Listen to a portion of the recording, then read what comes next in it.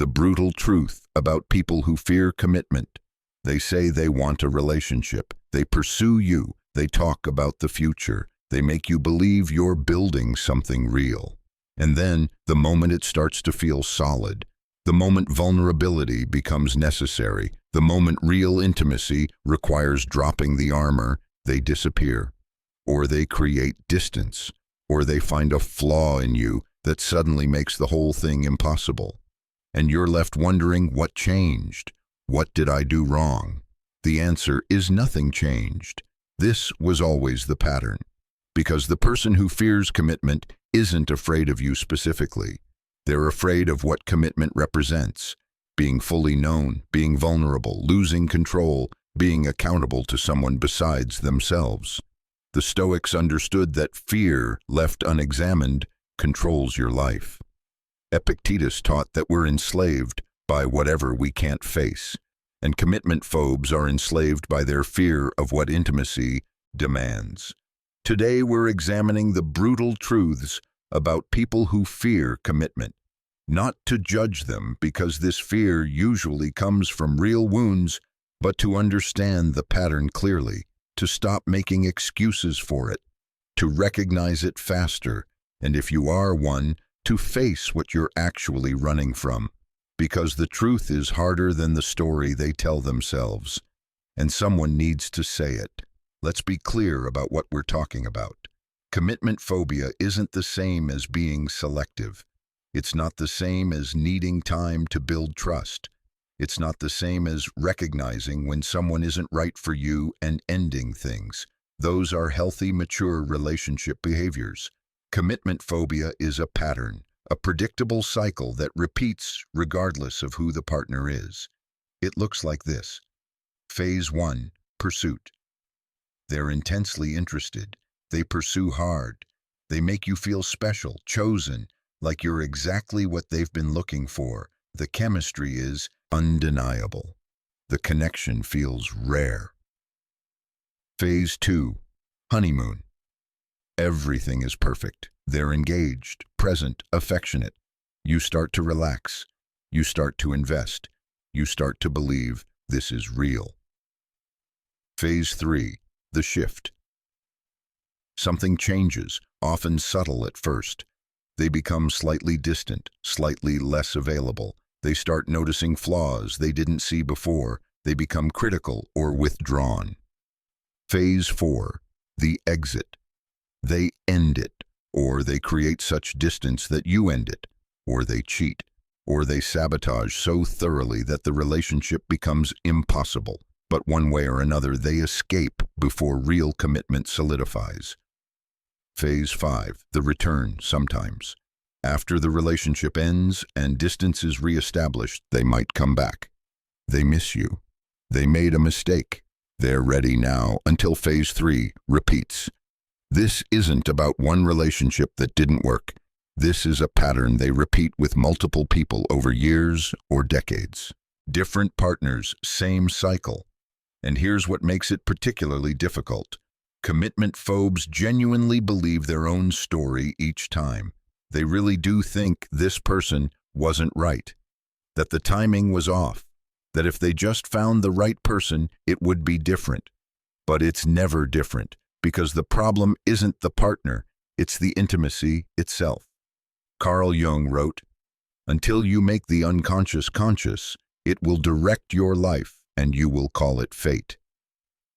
Commitment phobes are being directed by unconscious fear, and they mistake that fear for genuine incompatibility, for high standards, for protecting their freedom. But what they're actually doing is protecting themselves from vulnerability, and that protection costs them everything they claim to want. Now, where does this fear come from? Usually, early attachment trauma. A parent who was inconsistent, sometimes loving, sometimes abandoning, or a parent who was engulfing, demanding too much, leaving no room for autonomy, or a formative relationship that ended in devastating betrayal or loss. The wound is real. The pain is legitimate. The fear makes sense given their history. But here's the brutal truth they don't want to face. Understanding where the fear comes from doesn't exempt you from the damage it causes, doesn't excuse the pattern, doesn't make it okay to keep hurting people who genuinely care about you. At some point, your trauma becomes your responsibility to address, not your partner's burden to navigate. So let's examine the brutal truths, not to shame anyone struggling with this, because healing is hard, but to stop romanticizing avoidance as freedom or sabotage as discernment or fear as standards. 1. It's not about finding the right person, it's about avoiding being known. The commitment phobe tells themselves they just haven't found the right person yet, someone who checks all the boxes, someone who makes it easy, someone they can be fully themselves with. But here's what actually happens. Whenever someone starts to truly know them, sees their flaws, their wounds, their humanity, the commitment phobe creates distance. Because the real fear isn't being with the wrong person, it's being fully seen by anyone and being found insufficient, being vulnerable and being rejected, being authentic and being abandoned. So they keep their cards hidden. They maintain emotional distance even in intimate relationships. They share the curated version, never the full truth. They let you get close, but never close enough to actually see them. And the moment you do start to see them, the real them, not the performance, they panic. They find reasons you're not right. They focus on your flaws to avoid facing their own fear. Marcus Aurelius understood vulnerability. The impediment to action advances action. What stands in the way becomes the way. The thing they're avoiding, true intimacy, being fully known, is the very thing that would heal them, but they can't see that because they're too busy protecting themselves from it. This is why they can be with someone for years and still keep them at arm's length emotionally. Why they can say they love you but never let you fully in. Why the relationship always feels like you're on the outside looking in, no matter how long you're together. They're not looking for the right person. They're looking for someone who will love them without requiring them to be vulnerable, which doesn't exist. 2. They're addicted to the chase, not the relationship. Notice when commitment phobes are most engaged, at the beginning, during pursuit, when you're a challenge, when they have to win you over. They're intoxicating during this phase. Intense attention, grand gestures, deep conversations. You feel more alive than you have in years. But that intensity isn't about you. It's about the chase, the conquest, the validation of winning someone over, the dopamine hit of being desired. Once they have you, once you're invested, once you've let your guard down, once pursuit becomes maintenance, the excitement dies. Because the game is over, and they're not interested in what comes after the game, the actual relationship, the steady building, the daily showing up, the vulnerable intimacy that deepens over time. That feels boring compared to the high of new attraction, so they start looking for the next chase, the next person who makes them feel that aliveness, the next validation hit. This is why they often have a pattern of overlapping relationships or quickly moving from one to another. They're chasing a feeling, not building a partnership. Seneca warned about this. To be everywhere is to be nowhere. When you're always chasing the next thing, you never actually arrive anywhere. You never build depth.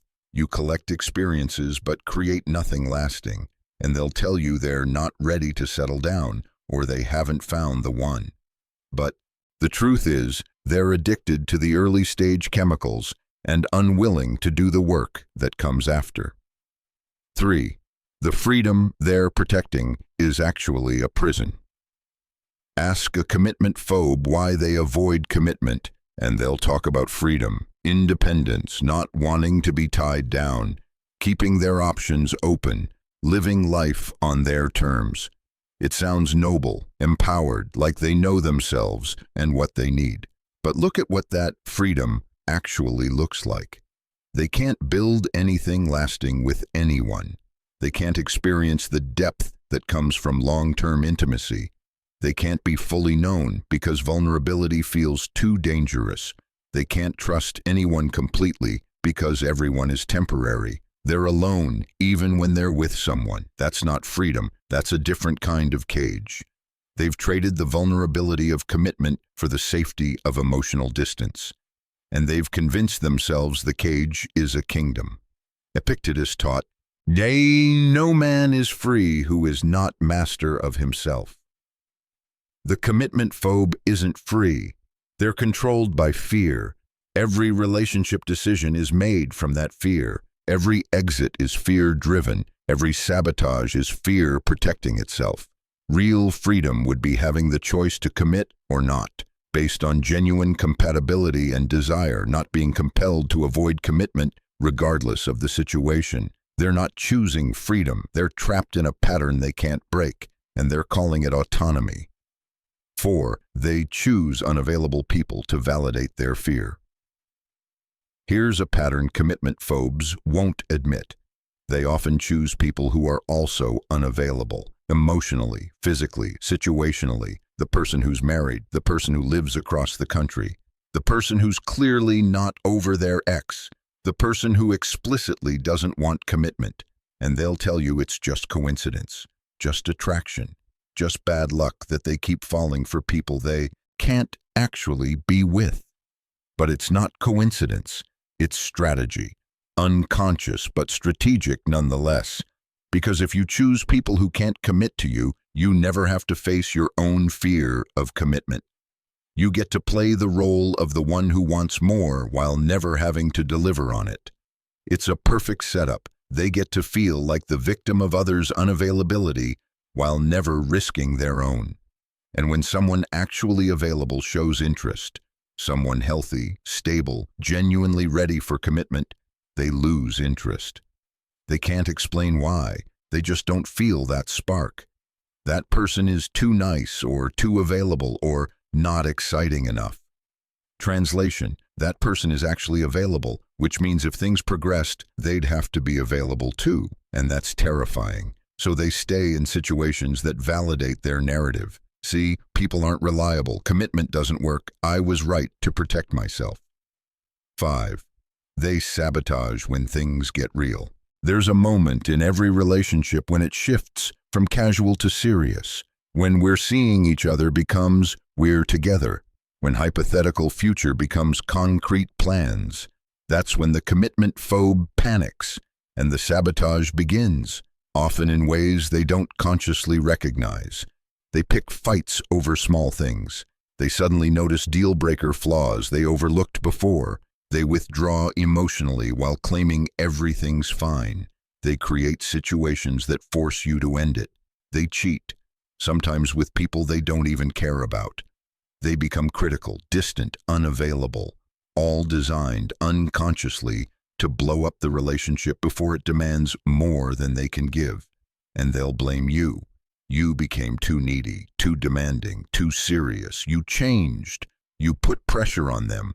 But what actually happened is the relationship reached the point where real commitment was necessary, and they couldn't do it. Marcus Aurelius wrote, "Our life is what our thoughts make it." The commitment phobe's thought is, if I let this get too real, I'll be trapped, hurt, suffocated, abandoned. So they create that outcome themselves. They ensure the relationship fails before they have to fully risk themselves. It's a self-fulfilling prophecy. They fear abandonment, so they abandon first.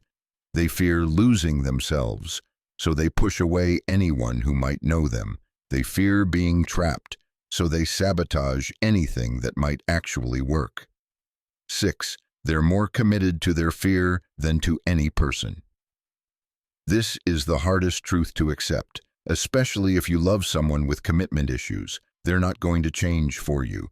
Not because you're not good enough, not because you didn't love them right, not because you weren't patient enough, but because they're more committed to protecting themselves than they are to building with you. Their relationship with their fear is the longest, most consistent relationship they can have. It's been there through everything. It's kept them safe. It's familiar. And no matter how much they care about you, no matter how real the connection is, when it comes down to it, they'll choose their fear, because changing would require facing the wounds they've been avoiding, sitting with discomfort instead of running, risking vulnerability instead of maintaining control, tolerating uncertainty instead of maintaining safety, doing therapy, inner work, actually healing, which is terrifying. Most commitment phobes won't do that work, not because they're bad people, but because the fear of facing themselves is greater than their desire for intimacy. So they'll keep repeating the pattern, different partners, same cycle, and they'll genuinely believe each time that the relationship just didn't work out. But the relationship was never the problem. Their relationship with fear was. 7. The pain they avoid creates more pain than what they fear. Here's the ultimate irony of commitment phobia. They avoid commitment to protect themselves from pain, from being hurt, from being abandoned, from being trapped or suffocated.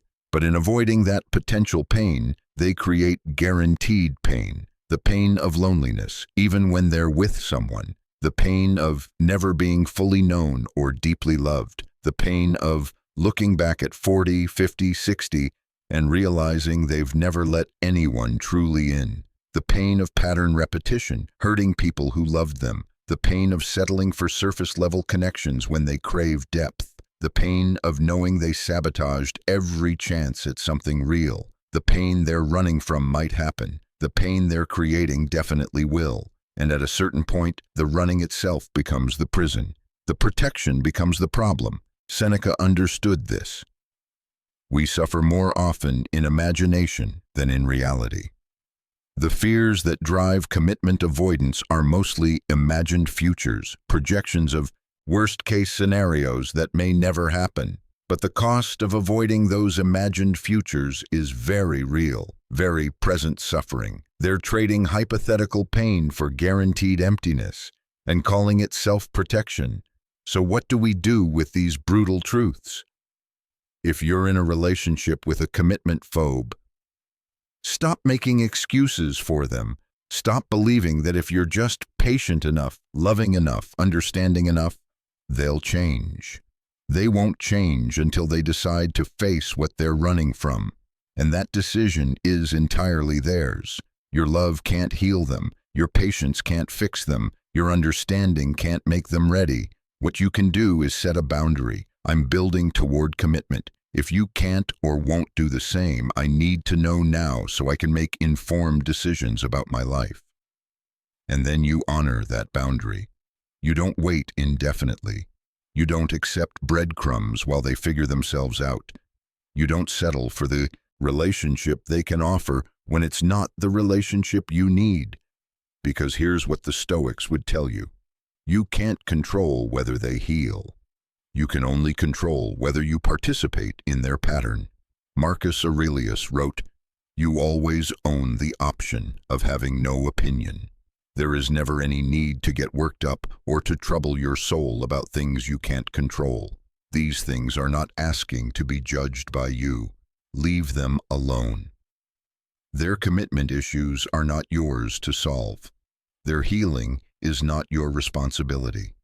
Your responsibility is to your own life, your own needs, your own future. Love them if you choose, but don't sacrifice yourself to their fear." If you are the commitment phobe, the hardest step is admitting the pattern exists, really admitting it. Not, "I just haven't found the right person," but "I have a pattern of sabotaging intimacy when it gets real." Until you can admit that, nothing changes. You'll keep repeating the cycle, each time believing this relationship is different until you hit the same wall. So get honest. How many relationships have followed this pattern? At what point do you usually start pulling away? What specifically triggers your fear of commitment? What are you actually afraid will happen if you commit fully? What wound from your past are you protecting? These aren't comfortable questions. They require sitting with pain you've been running from, possibly for years or decades. But that's the work, facing what you've been avoiding, understanding where the fear comes from, Learning that vulnerability doesn't destroy you, that intimacy doesn't erase you, that commitment doesn't trap you. It can actually free you from this exhausting pattern. This usually requires professional help, a good therapist who specializes in attachment issues, someone who can help you process the original wounds and develop new patterns. Because here's the truth. You will not spontaneously heal. You will not wake up one day ready for commitment. The fear will not go away on its own. It gets addressed through intentional work, or it controls you forever. The path forward. For the commitment phobe, healing looks like acknowledging the pattern without justification or rationalization, understanding the origin of your attachment fears through therapy or deep self-examination, staying present with discomfort, instead of fleeing when intimacy deepens, communicating your fears to partners instead of creating distance, choosing someone available and actually working through the discomfort instead of finding reasons they're wrong, making a commitment to heal that's stronger than your commitment to self-protection. This doesn't happen overnight. It's years of work, of facing yourself, of staying when you want to run, of being vulnerable when you want to hide. But the alternative is this pattern forever, repeating the cycle, hurting people, being alone, even when you're with someone, looking back on a life of almost relationships and wondering what real intimacy would have felt like. For partners of commitment phobes, stop waiting for them to be ready. They'll be ready when they do the work, which may be never. Stop making yourself smaller to make them comfortable. You're not too much. Their capacity is too limited. Stop believing you can love them into healing. You can't. Only they can do that. Recognize the pattern early and exit before you're too invested. Choose someone who's ready for what you're ready for, who can meet you where you are instead of asking you to wait indefinitely. There are people who've done their healing work, who can commit, who want depth and aren't afraid of it. Find them instead of trying to fix someone who isn't ready. The Stoics teach that we suffer when we try to control what we can't control. You can't control someone else's readiness for intimacy. You can't heal their wounds for them. You can't make them face what they're avoiding. What you can control is your own participation, your own boundaries, your own decisions about what you'll accept and what you won't.